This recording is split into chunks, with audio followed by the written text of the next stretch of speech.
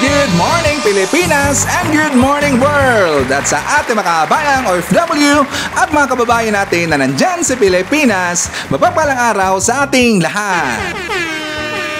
And welcome! This is the panibagong episode, panibagong balitaan, distinct channel sa Jelabet TV na kung sa mga kabayan, pag-uusapan natin at tatalakayin natin ang mga issue, panglipunan at mga nangyayari sa mundo ng politika. Well, syempre, kasama niyo pa rin si Sir Ivan, ang pinakabulol na vlogger sa balat ng YouTube, pero bibigay sa inyo ng mga totoo at mga preskong balita na kinukuha natin sa ating kapitbahay na social media.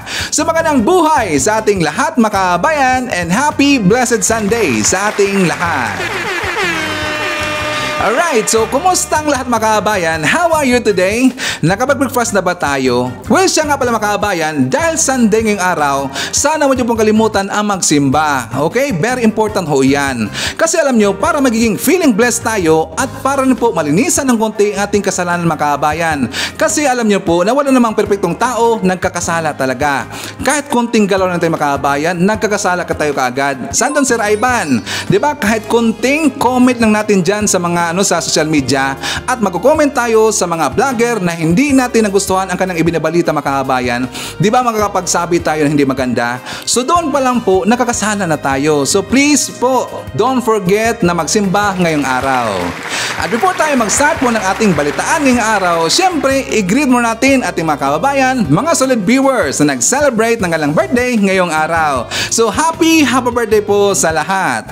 And also congratulations kay Ma'am Carclia at saka sa kanyang husband na si John. Nag-celebrate sila ng kanilang 5th wedding anniversary. Again, congratulations kay Ma'am Carclia at saka kay husband John. At saka pasalamatan po natin si Ma'am Carclia kasi nagbigay sa atin ng super thanks na $10. Thank you so much. Okay mga kabayan, so marami din pag-uusapan ngayong araw, napakainit po na balita. Lalong-lalo na yung pong meeting na nakita natin, nakausap si PBM at saka yung presidente po ng China na si Xi Jinping mga kabayan. Di ba the other day nakita natin noong una na ang kinausap po ni Xi Jinping ay si President Biden. Noong nakita po yun, ang ibang mga vlogger mga kabayan, aba ipinakalat kaagad. Inisnap daw si PBM ng taga-China at meron daw namuo daw na tension between po sa presidente ng Pilipinas at saka ng presidente po ng China mga kabayan. Yun po ang kanilang ipinakalat kaagad. Pero nang nakita na nila na nakausap po si BBM at saka yung presidente ng China mga kabayan, kumambyo kaagad. Alam nyo, doon po sa meeting po ni BBM at saka ng taga-China, nakita natin na hindi po weak leader si PBM mga kabayan. Bakit Sir Ivan? Doon po sa gesture po sa pagtayo po ni Xi Jinping mga kabayan, nakita natin na parang kinumpronta po ni BBM. Napansin ba natin parang naganon lang si Xi Jinping? At doon mga kabayan, napag-usapan kasi nila yung pong tensyon na nangyari doon sa WPS. Kasi ang gusto ni PBM mga kabayan at ni-request niya doon po kay Xi Jinping na yung mga mangingisda natin dapat bigyan daw ng free well na mangisda doon sa area at hindi na dapat gagambalain po ng taga-China Coast Guard mga kabayan. So doon po sa pag-usapan, nakinig po si Xi Jinping at that is good news mga kabayan. Pero alam niyo po, katalagang inobserbahan ko si Xi Jinping ay hindi naman masamang tao mga kabayan. Nakikita natin sa kanyang mukha, talagang madali lang po siyang kausapin. Nakinig siya kay PBM. Well, I don't know kasi baka siguro Marcos. Baka takot yung taga-China sa Marcos makabayan. Di ba? So anyways, at least nakausap silang dalawa at meron silang agreement makabayan. Pero doon po sa mga sinasabi ng mga vlogger na weak leader daw si PBM, abay nakahiya naman. Kami ang nahiya sa kanila makabayan. Weak leader ba talaga si PBM? Pero nakita natin walang ganito, walang ganyan si Xi Jinping makabayan. Oo kaagad, 'di ba? At least nagka-okay na silang lahat makabayan. At saka sana maasahan natin itong taga-China at talagang true to their words po yung sinabi po ni Xi Jinping at hindi na gagambalain yung gagawin po na supply mission doon sa Sierra Madre mga kabayan, sa BRP Sierra Madre. Sana hindi na po gagambalain po ng taga-China, di ba mga kabayan? And also pag-usapan din po natin itong good news, good news, mukhang yatang nakinig po si BBM dito sa ipinag-iingay po ni Harry Roque mga kabayan. Ano Sir Ivan? Yung tungkol po sa TikTok. Kasi nakausap po si BBM at mismo ang taga-TikTok mga kabayan, meron silang agreement. Hindi na po ibaban sa Pilipinas ang TikTok. Yes, that is good news kasi marami pong matuwa dyan mga kabayan. Bagkos, meron pong ipapagawa si BBM sa taga-TikTok. Ano yan, pag-usapan natin yan. Mamaya, sa pag-usapan rin po natin tungkol dito sa good news na kung saan na merong request po ang gobyerno natin tungkol dito sa e-wallet mga kababayan. Di ba, napapansin nyo ba, dyan po sa Pilipinas, di ba kapag nagpapadala tayo sa mga e-wallets, for example sa GCash or sa Paymaya or sa anong mga e-wallets mga kababayan, di ba merong transaction fee? Napapansin ba natin yan? So ang gusto po ng gobyerno natin ay tatanggalin po yung transaction fee, and that is good news mga kababayan. Pero alam nyo ba dito sa Saudi Arabia, and I'm not sure sa ibang country mga kababayan, kapag napapadala kami dito local lang sa local transaction lang, wala pong babayarin po, walang binabayaran kahit transaction fee, wala mga kababayan, as long as local lang. Pero kapag international na, outside na po sa bansa, meron ng bayad, syempre normal lang ho yan. So dito po sa ang style po dito sa Saudi Arabia, gusto pong i-apply dyan sa Pilipinas mga kababayan. And I think kaya naman ho yan kasi ang gobyerno natin makikiusap dito sa taga BSP. Kasi ibabalita natin yan mamaya. So pag-usapan din po natin mga kababayan.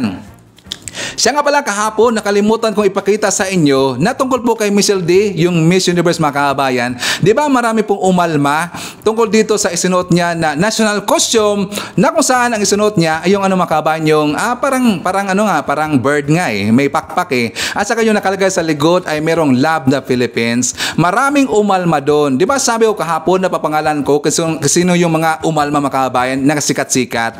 Unang umalma po ay ito pong si Derek Darrell Yap. May nasabi siya na hindi maganda mga kababayan kasi nga, alam naman ho natin na ay vocal ho ito at hindi po niya nagustuhan yung slogan po ng DOT, yung Love the Philippines mga kababayan. At ayaw na ayaw niya rin po dito sa ating DOT Secretary na si Frasco. So ang sabi po ni Derek Darrell Yap mga kababayan, mahal ko si Michelle D. Pero napakapangit talaga yung Love the Philippines. Tinanggal na lang sana yung logo tsaka yung DOT Secretary mga kababayan. Diba meron siyang pasaring dito kay Frasco. At saka isa rin po sa nagreklamo dito, siyempre si Labrador mga kababayan. At saka alam naman natin ito si Labrador. Basta meron kasi mga mag-viral po ng mga usapin, sumasakay kagad yan si Rendon Labrador mga kababayan. Pati rin po yung mga DDS. Like for example si Mark at itong si Mark Lopez, isa rin po sa nagpalabas na hindi niya nagustuhan itong costume po ni Michelle D mga kababayan. Sinabihan pa nga niya na parang airplane daw. Pero for me mga kababayan, walang problema ho yan.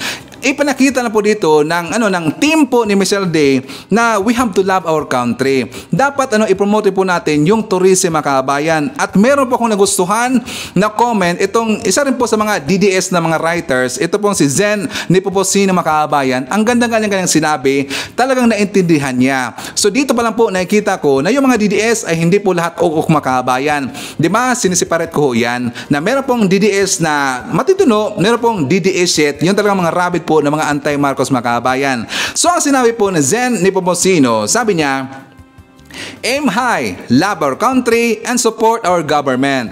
That is how I interpret our candidate's theme. I appreciate her handlers for thinking outside the box. Good job and I like it. Sabi mo dito, the national costume category is the riskiest. Michelle D and her team know that they cannot please everybody. At totoo yung mga kabayan, marami mong nagalit sa isunod niya na costumes. So for the reaction, the common criticism was they put the DOT slogan, Love the Philippines, and Bangi Windmills. The haters of PBBM and DOT Secretary Frasco were the first ones to react negatively, it's given. Upon checking her social media, I could tell she is a center right wing, she ain't woke.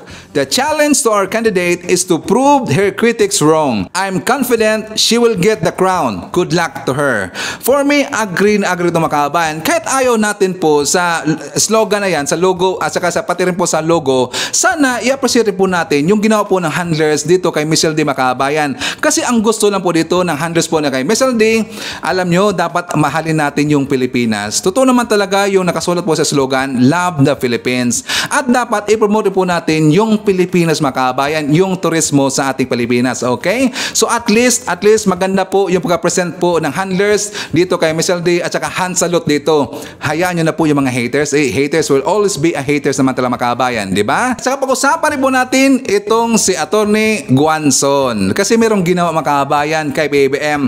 Alam nyo, gusto ko lang pansinin ito si Guanzon kasi sumubra mga kababayan. How many days ago pa lang, di ba napapansin nyo, medyo nagpalitan dito ng mga pangit mo na salita mga kababayan, si Guanzon at saka si Coach Jarrett. Napansin ba natin? I think 3 days na yata or 4 days na.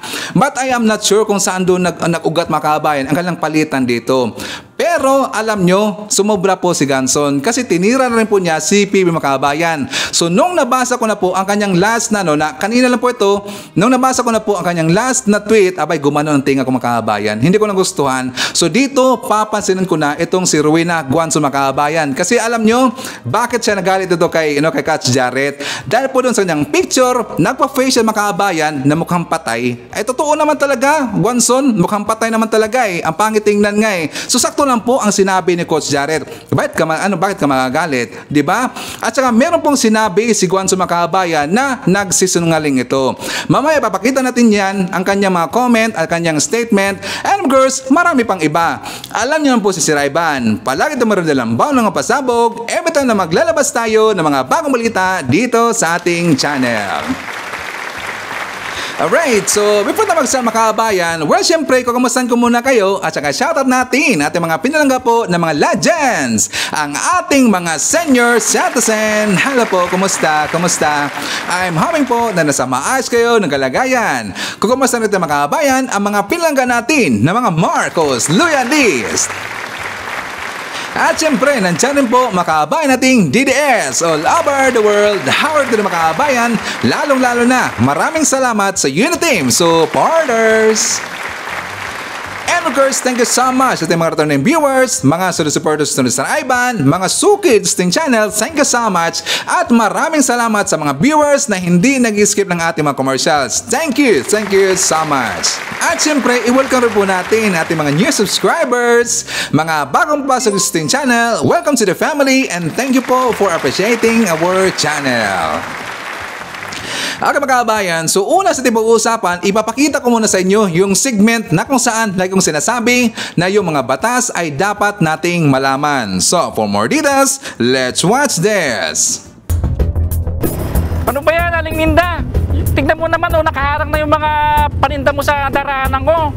Ginawa mong negosyo na yung kalsada, Attorney, tama ba itong ginawa ng kapitbahay ko? Yung mga paninda niya, hinaharang na sa kalsada at kinayawan na ng negosyo. Legal ba to? Hindi ito legal. Ang sidewalk o kalsada ay public property at hindi pwedeng kunin o gamitin ng sino man. Sa ilalim ng National Building Code at mga ordinansa ng iba't ibang local government units, may compulsory easement of right-of-way sa mga kalsada at sidewalk. Bawal magtayo ng kahit anong structure o obstruction sa loob ng right-of-way. Attorney, kung walang sariling parking area ang may-ari ng sasakyan, naka-reserve ba yung tapat ng kanilang bahay para gawin niyang personal parking? Hindi ito naka-reserve sa may-ari ng bahay. Walang sino man ang maaaring umangkin ng anumang bahagi ng kalsada kahit pa ito ay nasa tapat ng kanyang bahay. Karaniwan, pinapahintulutan ang paggamit ng bahagi ng kalsada para gawing parking sa ilalim ng panuntunan ng mga homeowners association o mga local ordinances sa iba't ibang local government units. Attorney, paano kung yung kapitbahay namin ayaw nang gibain ang itinayo niyang sobrang bakod? Pwede ko ba siyang kasuhan? Pwede siyang kasuhan sa local government unit, sa Office of the Engineering Office. Ipag-iba ito, yung mga itinayo niya sa kalsada. Ang tawag dito ay abatement of nuisance. Hindi na kailangang dumaan sa hukuman. Kahit sa local government unit lamang, pwede na itong ipag-iba dahil public property ang kalsada. Attorney, paano naman po kung ang LGU ang biglang pumasok sa isang barangay at magdeklara ng clearing operation para tanggalin ang mga sinasabing obstruction kahit nakapaloob ito sa sarili mong bakuran? Legal ba to? Hindi ito legal. Hindi maaaring pumasok sa inyong bakuran ang kahit sino, kahit local government unit o mga opisyal nito nang walang pahintulot ninyo. Ang tawag po dito ay trespass to dwelling o illegal trespassing. Ang clearing operation ay para lamang sa mga kalsada at pampublikong lugar. Hindi ito pwede sa private property. Yan, at least alam ho natin yung mga batas mga kabayan. At saka doon po sa first na portion na kung saan yung mayroong magtitinda po sa right of way. Alam nyo mga kabayan, marami pong nakikita na ganyan. Pero kapag kinakausap natin, medyo sila po yung nagagalit dito. Di ba? Tayo pa dito ang mapapahiya. Pero sana alam din po nila na bawal yun mga kabayan. Di ba? Dapat intindihin natin kasi para po yan para sa atin, para po yan sa environment at para po sa mga kababayan natin na hindi po maproblema ang kanilang pagdaan mga kabayan. Di ba? So, napaka-importante po na ipinapakita ko ang ganyang klase na segment mga kabayan.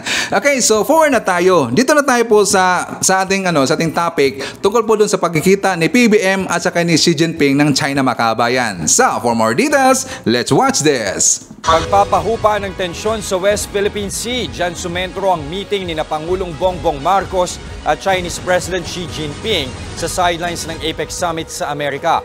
Mismong si Pangulong Bongbong Marcos ang humiling na makausap niya si Chinese President Xi Jinping sa sidelines ng APEC Summit para matalakay ang mga issue sa West Philippine Sea. Kasunod ito ng sunod-sunod na pangaharas ng China sa mga resupply mission ng Pilipinas sa Ayungin Shoal, kung saan nakasadsad ang BRP Sierra Madre. Nag-usap daw sila kung paano mapapahupa ang tensyon sa pagitan ng Pilipinas at ng China. Voiced to him my concern of some of the incidents that were happening between Chinese vessels and Philippine vessels, culminating in an actual collision as we have seen before, and hopefully to find ways to avoid that and have ways to move forward from this situation. And it was essentially we tried to come up with mechanisms to lower the tensions in South China Sea. Binigyang diin din daw ng Pangulo na walang dapat humadlang sa pagpalaot ng mga Pilipinong mangingisda. And I asked that we go back to a situation where both Chinese and Filipino fishermen were fishing together in these waters, and so I think the point was well taken by President Xi. Pero aminado ang Pangulo, hindi matutuldukan ng simpleng pag-uusap ang mga issue sa West Philippine Sea. We really should view this as a work in progress. It's a process. It is not. There's no one thing that we will do that will solve all the problems. We have to continue to communicate. Nagkasundo naman daw ang dalawang leader na ang issue sa agawan ng teritoryo ay hindi dapat mangibabaw sa ugnayan ng Pilipinas at China. That's essentially the message that was sent, that we spoke of to each other, that we were in agreement that the problems that we have in South China Sea with China should not be the defining element of our relationship. Sa sidelines din ng APEC Summit, nakipagpulong si PBBM kay Peruvian President Dina Boluarte tungkol sa mga paksang dapat ilatag sa susunod na APEC Summit. Ang Peru ang tatayong chair ng 2024 APEC Summit. Hindi naman natuloy ang bilateral meeting ni PBBM kay Canadian Prime Minister Justin Trudeau dahil naubusan na raw ng oras. Hindi na rin natuloy ang meeting ng Pangulo sa pinakamayamang tao sa mundo na si Elon Musk dahil sumama raw ang pakiramdam ni Musk. We'll find ways again too, because we have much to discuss with him in terms of the technologies that we would like for Tesla, for example, to bring to the Philippines, specifically battery technology, even the manufacture of fully electric vehicles. Ito na ang huling araw ng pagdalo ni Pangulong Bongbong Marcos sa APEC Summit dito sa San Francisco, kung saan tinutukan ng mga leaders ang pag-uusap tungkol sa interconnectivity para mas mapalago pa ang ekonomiya ng bawat miyembro ng APEC. Sa pagtatapos din ng kanyang partisipasyon sa APEC Summit, dinipensahan ng Pangulo ang naging hakbang ng gobyerno na i-revise ang implementing rules and regulations ng Maharlika Investment Fund. But as much as possible, on the day-to-day workings of the fund, we leave it to the board, we leave it to the managers. I'm a little surprised that the characterization of the changes that we made, which were not that many, by the way. Siya nga pala makaabayan, sayang no na hindi po nakausap si PBBM at saka si Elon Musk. But anyway, may next time pala naman makaabayan kasi siyempre iinganyuhin niya ni PBBM na mag-invest po sa Pilipinas. Anyway, meron na po mga negosyo si Elon Musk sa Pilipinas. Like for example po sa kanyang satellite, yung Satellite X makaabayan. Pero I think mas maganda na ipapasok po ni Elon Musk yung Tesla cars makaabayan. Well, I'm not sure kung may Tesla cars na ba sa Pilipinas. Hindi ko sure ha. Pero sana mapasok ko yan sa Pilipinas. Anyway, marami naman po na makaka-afford yan. Alam niyo po yung Pilipino at marami po siyempre na mga rich po na mga Pilipino makakabayan at maganda po yung Tesla car, okay?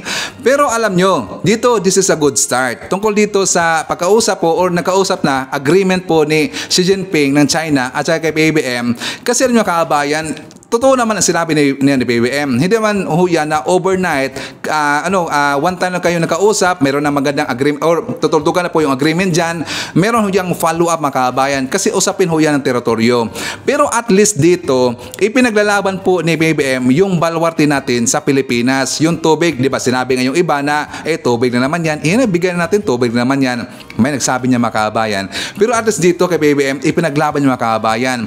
At para rin po yan na magkasundo po yung fishermen or yung mga taga-China dyan sa WPS para hindi na sila gagambalain po ng taga-China Coast Guard makabayan para magsama na yung taga-Thailand, yung taga-China ng mga fishermen, para merong unity makabayan, di ba?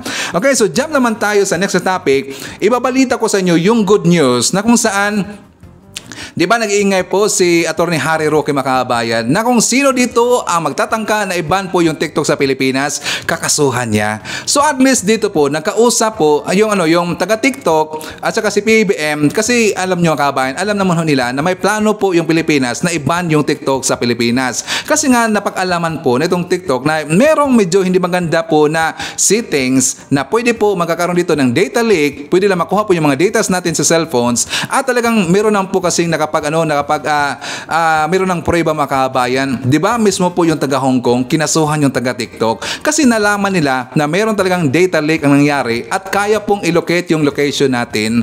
So yun po siguro napag-alaman ho niyan taga TikTok. Ngayon ang taga TikTok nakapag-usap po kay PBBM. So good news makabayan, hindi na po ibaban ang TikTok sa Pilipinas bagkos merong agreement dito na mangyayari. Ano Sir Ayman?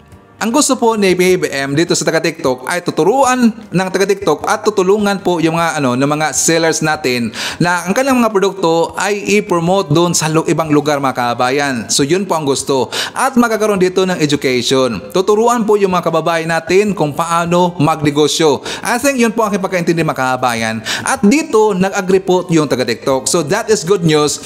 Hindi na po ibaban ang TikTok sa Pilipinas mga kababayan. Okay? So dito rin po, punta tayo sa balita sa tungkol dito sa e-wallet na kung saan this is very important at malaki talaga itong tulong para sa ating makababayan, sa ating makababayan dyan sa Pilipinas. Kasi alam natin na palagi itong napapadala po sa mga true e-wallet. Ang problema, meron transaction fee makababayan. Asa yung mga transaction fee ay malaki pa naman, mahal nan. Di ba napapansin natin medyo may pagkamahal? Sana tatanggalin ho yan. At dito ang hakbang na ginawa po ng ating gobyerno, nag-request sila sa BSP na ipapatanggal na po yung transaction fee. So, for more details, let's watch this. Hinihimok ng Bangko Sentral ng Pilipinas ang mga e-wallet company na alisin ang transfer fees o bayad sa paglilipat ng pera sa ibang bangko. Paraan daw ito para maparami ang cashless transactions lalo ngayong magpapasko. Nasa frontline ng balitang yan, si Shaila Francisco. Bawal ang cash payment sa lahat ng 200 tindahan dito sa Expo sa Pasay City. Para makabili ng pagkain, damit o pangregalo, digital payment dapat. Kailangan lang iscan ang QR code gamit ang kahit anong e-wallet o digital bank at pasok na agad ang bayad. Mas ligtas at madali raw yan ayon sa mga tindero. Minsan, may mga times na nasusundan na nagkakaroon ng parang mga nakawan sa mga staff. So most likely, mas naiingatan namin yung funds namin. Mas mabilis siya kasi hindi na kami naghahanap ng barya, panukli. Mismo ang Department of Trade and Industry gustong paramihin ng cashless payment kayong magpapasko. Bukod sa iwas knockout, Paraan daw ito para makontra mga panloloko sa consumers. Mabilis din daw maaksyonan ng mga reklamo lalo't matatrack ang transaksyon. Kasi ang mga fintechs natin, 'di ba, pag pumunta ka, nagkakaroon ng digital footprint. 'Di ba? Nakikita nila kaagad 'yon. Proof mo na 'yun eh. Sa tala ng Bangko Sentral ng Pilipinas, 42.1% o 4 sa kada 10 transaksyon sa bansa ay digital na. Target ng ahensya na umabot yan sa kalahati sa pagtatapos ng 2023. Yun nga lang, panira para sa ilang consumer ang sinisingal na transfer fees. Yan yung dagdag bayad kapag maglilipat ng pera sa magkaibang e-wallet o bangko. Naglalaro sa 8 to 50 pesos ang transfer fee, depende sa e-wallet o bangko. O hanggat maaari, sana wala na lang bayad. Kasi pandagdag din yun eh. Yung ultimo 1 peso, malaking bagay na yun eh. Diba? Eh kung wala ka na, as in, sagad na, halimbawa 100 na lang yung pera mo, eh kung i-charge ka, hindi mo mababayaran. Nakipagpulong na ang BSP sa mga e-wallets na Maya at GCash para alisin na ang transfer fees kapag 1,000 piso pababa ang ipapasa o ibabayad. Hopefully they come around. Let's face it, our countrymen, our people, if there are fees, it presents a barrier or there's some reluctance to pay. Handa naman daw itong pag-aralan ng mga e-wallet company. We need to consider outside of the operational costs that we have, it's also fees that we also incur through the connections with our other partners. May ilang bangko namang napakiusapan ng huwag magpatupad ng transfer fees hanggang katapusan ng taon. Mga kababayan, mag-crowdsourcing ako dito. Diyan ba sa inyong lugar? Sa ibang lugar, for example, sa US, sa Canada, Japan, or kahit saang lugar? Tungkol dito sa e-wallet, mga kababayan, may bayad ba? Or may dagdag ba dito na transaction fee? Kasi dito po sa Saudi, wala mga kabayan. Kaya nga dito yung lagi kong ginagamit ay card na lang po. Hindi ako, bumibili ako dito, hindi gumagamit ko ng pera mga kabayan. Bagkos gumagamit lang ako ng card dito. So ganun na ho yan dito mga kabayan. Kasi wala namang additional na transaction fee. Sana i-apply ho dyan sa Pilipinas. At sabi po dito ng mga e-wallets mga kabayan, sabi lang handa daw sila na pag-aralan daw ito. Well, alam nyo, pwede naman sila magtanong dito at mag-imbestiga, makakuha ng informations kung paano ho yan ginawa na ibang lugar mga kabayan na walang dagdag po na transaction fee. I think kaya naman ho yan sa Pilipinas para hindi na po dito medyo ma-hassle pa yung mga consumers, yung mga kababayan natin. Kasi nga, di ba, papunta na tayo doon sa digital age mga kababayan. Asaya, siyempre, papunta na tayo doon sa time na kung saan puro na po cashless ang ginagamit natin. So dito pa lang po, sana tatanggalin na yung transaction fee para maingganyo yung lahat mga kababayan. Di ba? Agree ba kayo kay Sir Ivan? Okay ba sa inyo? Tatanggalin po yung transaction fee? Please comment down below. So dito mga kababayan, forward tayo. Pag-usapan na natin, merong ipapakita sa inyo yan nangyari nga doon nga sa Mindanao. Di ba ang lakas po ng lindol mga kababayan? Ang una po na report na inilabas po ng taga Feebox ay yung 7.2 yata yon yung lakas po na magnitude. Pero binabaan nila to 6.8 mga kababayan, pero malakas pa rin po. Alam nyo, naalala ko, nung nakita ko kasi yung mga video doon sa SM Jensen, doon sa ibang mga area mga kababayan, napakalakas talaga, talagang inaalog-alog. Naalala ba natin yung tungkol sa nangyari sa Bohol? Ganda rin po kalakas mga kababayan. Pero dito may namatay po, I think 6 na ba or 7 na namatay. So ngayon, ito naman po mga ibang vlogger mga kababayan, hinanap si PBBM. Bakit hindi daw or wala daw ginawa si PBBM tungkol dito? At ang nakita doon ng mga kababayan, si BP Inday Sara lang. Nakalimutan ba nila na si PBBM ay nasa Amerika pa sa APEC Summit? Pero andyan naman po si BP Sara. Diba? Diba every time po mayroong state visit si PBBM. Siyempre, ang mamahala po temporarily sa Pilipinas ay ang BC Presidente, si BP Sara mga kababayan. Andyan ho yan. But it doesn't mean wala pong ginawa si PBBM. Kasi alam niyo, babasahin ko lang po ang kanyang post doon sa kanyang mismong Facebook account mga kababayan ni PBBM. During po sa paglindol, naglabas kagad ng statement si PBBM. Sabi niya, following the 6.8 magnitude earthquake in Davao Occidental, I assure you that the government is actively responding to ensure the safety of our citizens. The NDRRMC is activated and our civil defense regional offices are coordinating closely with local units to provide real-time updates. In these challenging times, my commitment to your safety and recovery is unwavering, and I have instructed every relevant want government agency to fully contribute to ongoing efforts. So kahit nandun po sa malayo si PBBM, siyempre hindi niya makalimutan mga kababayan at kailangan rin niya po dito na magsalita. So at least, di ba, meron po siyang interview dito. Pero bakit hahanapin pa rin nila mga kababayan si PBBM? Alam niyo ang problema kasi dito sa mga anti-Marcos at doon rin po sa mga nagkaukok po yung mga utak mga kababayan, ayaw nila kasi na panoorin po yung balita tungkol kay PBBM. Kaya yan po ang nangyayari, wala silang alam dito. Kasi ang pinapanood lang nila na na vlogger, doon kasi sa bitter po na vlogger mga kababayan at ayaw po ibalita yung mga good news sa Pilipinas at yung mga statement po ni PBBM, ayaw kasi ipakita. Kaya nagiging blind sila dito. Walang alam sila sa plano po sa gobyerno natin mga kababayan. Yun ang problema. Pero at least, nakita natin si PBBM, meron siyang inilabas po na mandato mga kababayan sa mga agencies natin. At nakita po natin lahat yung mga agency, kumikilos po mga kababayan, kasama po si BP Inday Sara. Okay? So dito, pag-usapan na natin itong si Guanzon kasi sumobra. Nung una, hinayaan ko sa mga kababayan kasi nga siyempre yung away nila, between naman ni Guanzon at saka dito ni Coach Jarrett, hinayaan ko na lang po. Until merong post itong si Guanzon. Pero una mga kababayan, ipapakita ko muna sa inyo, baka hindi nyo po alam, nagkagirian po, mayroon pong palitan po dito ng mga post si Guanzon at saka itong si Coach Jarrett. Dahil po, I think dito nag-umpisa mga kababayan. Diyan po sa picture na yan. Diba, sabi ni Guanzon dito, malamang ganyan ang setup kapag nagpapa-facial. Yung sayo, hindi naman facial, pero mukhang bako-bako yung daan. Kasi nga, itong si Guanzon, alam nyo, nakita ko na ho yan, pero hinayaan ko lang, natawa nga ako eh. Yung post si Guanzon mga kababayan, natawa talaga ako. Kasi sabi ko, yuboy! Parang ayaw ka na sabihin. Parang talaga eh. Pero bakit ganyan po yung setup ni Guanzon? Nakakatawa naman talaga ito si Guanzon talaga, pasaway. Parang siya mga kababayan, parang papansin siya. Pero yung ginawa niya, hindi naman kasi maganda. So siguro doon napariak po itong si Coach Jarrett. So hanggang nagalit itong si Guanzon mga kababayan, tinira na niya ng tinira itong si Coach Jarrett. Parang isang tira lang dito ni Jarrett, ang dami na kay Guanzon mga kababayan, parang Armalite, ang dami nga, halos every minute yata or 30 minutes, meron sa mga post dito. Example mga kababayan, pero ayaw ko lang po i-post lahat kasi ang dami naman eh. Sabi dito ni Guanzon, labas mo kasi credentials mo kung talagang may ibubuga ka.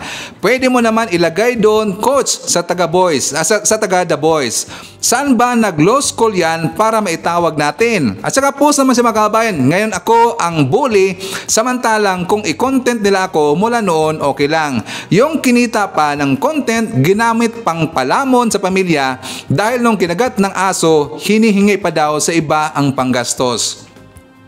I think narinig na ho natin yan. Yung tungkol po doon sa makabayan, yung hiram po ng pera itong si Coach Jarrett. Well, hindi na natin yun. Alam na ho natin yan. At saka dagdag pa dito, hanggang every minute makabayan, may post yan si Guanzon. Sabi niya, si Coach puro kubra pero di nag-i-invest sa roll-on at skincare. Sabi ba dito, Coach, ano yung liig mo? Puro libag. Sabi ba dito, problema sa patay gotong vlogger na ito, na bukbokin ang muka, ayaw ilabas yung credentials at grades sa law school para matapos na kakahingi ko, di ba? Kung ano-ano na lang sinasabi. So hanggang ang dami makabayan, madami talaga, hanggang sumobra si Guanzon at hindi ko nagusto makabayan. Ano ang post niya, Sir Ivan? Tinira na niya itong si PBBM. Kasi ang post sa makabayan, abay tungkol po sa bigas, hinanapan niya ng tungkol sa bigas makabayan. Kasi nga sabi niya, palapit na tayo doon sa aking pangarap na mag 20 pesos, pero dandahan lang, aabutin din natin yan, pero marami pa tayong gagawin. Abay ang sabi ng makabayan, tinag niya, kanina lang po, pwede niyo matingnan, tinag niya, sabi niya, bigas 60 na. Sabi niya, kailan po ba sir, sa katapusan na ng mundo? Abay, doon gaman yung tingang makabayan, hindi makapaghintay itong si Guanzon. Kasi makabayan, kasi gusto niyang palabasin kasi dito. Diba, reklamo siya ng reklamo tungkol sa 60 pesos per kilo na bigas. I think 60 na ngayon, yung iba, yung imported. Hindi kasi siya makapaghintay. At ang purpose dito ni Guanzon, kung bakit siya nagreklamo, para niya palabasin at ipalabas niya sa kanya mga followers o sa ibang tao na mga gunggong para sabihin po na walang ginagawa na hakbang ang gobyerno natin. Gusto niyang gagawin dito na parang inotel, gusto niya ipalabas dito na parang inotel daw yung gobyerno, walang ginawang hakbang kasi nga tumataas daw yung presyo presyo ng bigas natin mga kababayan. Di ba? Hindi siya makapaghintay dito. Hindi naman kasi yan overnight ang gagawin po ng taga-DA. Alam niyo ba sa panahon po ni Aquino, ni Pinoy, mataas din po yung bigas mga kababayan. Per kilo, mataas din po. Umabot po ng 42.50 per kilo yung bigas. Naalala ba natin that is 9 years ago, post pa nga yan ni Tiglao mga kababayan, Roberto Tiglao. Sabi dito, rice prices soar due to Aquino government bungling. So umabot po ng 42 pesos ang bigas per kilo. So bakit siya hindi siya nag-ingay dyan mga kababayan? Bakit dito sa panahon po kay BBM ang dami niyang reklamo? Ngayon, babalik na rin ito mga kababayan. 6 hours ago, before nag-vlog si Sir Ivan, meron siyang post. Kasama niya yung aso niya mga kababayan. Ang problema nito, meron siyang inilagay na captions. Sabi niya, ang lalaki ng aso ko pero di naman ako kinagat at hindi ako manghingi ng tulong pangbili ng gamot dahil may sarili akong pera na di galing sa nakaw, ewan ko sa iba dyan. Ngayon mga kababayan, nagsinungaling ho yan si Guanzon. Bakit? Diba? Sinakyan niya dito yung taga PWD. Yung PWD mga kaabayan, yung yung party list nila tungkol sa PWD, sabi niya hindi siya dito manghingi ng gamot. Pero nakita natin, meron siyang PWD card mga kaabayan. At saka ito pong nakita ko sa kanyang post, Persons with Disability Purchase Booklet. Ngayon ko alam na PWD pala itong si Guanzon. At ang sabi dito sa kanyang type of disability, sabi ito mga kaabayan, orthopedic disability. What is orthopedic mga kabayan? Sino ba nakaalam dito? Pero nung nare-research ko kasi yan, doon sa Google, ang sabi doon, tungkol dito sa mga nerves mga kabayan, yung palang, ang tawag dito, yung arthritis, siguro, correct na si Sir Bana, parang siguro arthritis mga kabayan, or kasama dyan yung arthritis, kasi party ito sa mga tendons, sa mga muscles, dito sa mga kasukasuhan natin, para siguro masakit. So dito pa lang nag-iisip ako, yung arthritis, PWD na pala yan. Tama ba si Sir Ivan mga kabayan? I-correct niyo po na ko kasi yun kung pagkakantindi ko yung orthopedic disability tungkol dito sa mga kasukasuhan natin or dito sa mga nerves natin, sa tuhod, parang arthritis mga kabayan. So bakit siya manghingi dito ng tulong sa gobyerno natin? Diba mga kabayan, sabi niya hindi siya hingi dito ng tulong. Hindi siya hingi ng tulong dito ng gamot, pero meron siyang PWD na IDs. Ano yan Guanzon? Pero sana hindi mo lang gamitin kasi sabi mo meron kang pera. So dapat hindi ka hingi dito ng tulong sa gobyerno natin kasi meron kang pera. Diba sinabi mo meron kang pera, ayaw mong hingi ng tulong. Pero ano ang purpose po ng PWD card mo? Diba? Simple question lang ho yan, Guanzon. Ayaw ko sana siyang sakyan ito makahabayan. Kasi nga, alam niyo naman po, si attorney, minsan papansin naman yan pero sumobra kasi. Tinira na niya si PBM. So, ayaw ko mapigilan makahabayan. So, dapat titirahin ko rin siya, okay? So before na mag-jump po sa ating next topic, i-share naman natin ating mga silent viewers, at yung mga viewers na hindi nag-skip ng ating mga commercials. Thank you so much. I-share natin si Ma'am Maricruz Hernandez, Lemuel Pasco, M. Sarino, Rose Guevara, Nonoy Floren Hills, Carmila Salinga, Marian Choco, Romel Ordonez, Jelen Quezon, Aurora David, Boss Estela, nandiyan po si Sir Salvador Jr. Banaria, Florofi Gumapak, Think Abel, Maite Baisa, Leonardo Manansala, Elsie Adaman, hi to Ma'am Josephine Martinez from Edgardo Canonigo, nandiyan po si Maria Midasiplon, Aldren Castrens, Arcel Guevero, Margarita Iglesias, Berge Onggang, hi to Teresa de la Cruz, Aspernito, Erika Mapagmahal, and Army Lagaso, nandiyan po si Sir Chito Manahan Makabayan. Siyempre, share po natin si Dakila Fax and Gina Orpelia. Okay, so dito tayo sa issue na kung saan, di ba merong balita mga kababayan na plano pong bubuwagin itong NTF-ELCAC. Kasi nga itong taga UN Rapporteur, alam ba natin yung UN Rapporteur mga kababayan, pumunta kasi dyan sa Pilipinas for 10 days. 10 days po nag-stay dyan yung taga UN, itong si Ian Fry mga kababayan. Alam nyo ba kinuyog? Kasi itong taga UN Rapporteur, para lang po ito sa mga kababayan sa environment. Hindi ko kasi gets kung bakit niya pinakailaman dito yung NTF-ELCAC. Bakit? Napag-alaman natin mga kababayan na yun pa lang si Ian Fry, UN Rapporteur, kasanggaho nila dito sa mga mga kababayan sa mga NPA. Nila ni Castro, Makabayan Black, dito sa Kabataan Party List, nila ni Brusas, basta yung mga membro po ng NPA mga kababayan. So ito siguro ay hinire nila, inimbita nila na papumuntahin dyan sa Pilipinas at siyempre funded yan mga kababayan. Kasi hindi naman pupunta yan si Ian Fry na na UN rapporteur na walang funds, 'di ba? At para malaman po yung balita, let's watch this. Napakabastos naman no ginawa niya sa ating bansa to make that call na hindi 10 araw lang ang inilagay niya rito at parang eksperto na siya na nagsasabi na ibuwag ang NTF-ELCAC. That is very unfair and uncalled for. CPP International Department na nakabase sa Netherlands and mostly sa Europe at nire-reinforce ng mga kadre mula sa Pilipinas na mga matatanda, may mga karamdaman na at magpapatuloy doon na dineploy. Ang namumuno nito ngayon, sir, ay si Juliet de Lima Sison. At ito'y subject ngayon ng ating government investigation for terrorism financing. Hanggang doon lang po muna, sir. Kaya ang diagram, makikita natin, the Ian Fry UN Rapporteur visit to the Philippines was premeditated, planned, programmed, and orchestrated ng CPP at ng Australian Workers' Party at ng ILPS, which are all created by the Communist Party. Kaya si Lisa Masa, hindi incidental na siyang Secretary General. Ang purpose ng Secretary General ay organizational operations. Si Lisa Masa ay bahagi po ng CPP Communist Party. Ang pagkakaalam natin, alternate member of the Central Committee siya. Si Lisa Masa. Si Paing Mariano and the rest, sina Bong Labog na pinagme-mention, Franz Castro, Raul Manuel, Lisa, Sara Ilago, and the rest na mga leaders, including sila Renato Reyes, Sir Torres, they are all selected by the Communist Party of the Philippines. Sir, ang isang tanong ko lang before ko ipasa kay Ma'am Lorraine, baka pwede mo maipaliwanag. With all these revelations, link and association established by circumstances, historical records and account, revelations and testimony, does the NTF-ELCAC plan to elevate a higher level of government actions para mapanagot ang mga taong ito na gumagamit ng international operations, including ang mga Pilipino at ang kasabwat nilang mga sugo ng UN like Ian Fry? Can I make sausaw with that question, Yusek? No? So in other words also, how far away are we from getting this CPP-NPA NDF proscribed? Yes, go ahead po, sir. Yes, sa ngayon po, through our legal cooperation cluster ay meron ng dinidinig na mga kaso, particularly ang Gabriela at ang Kabataan Party List.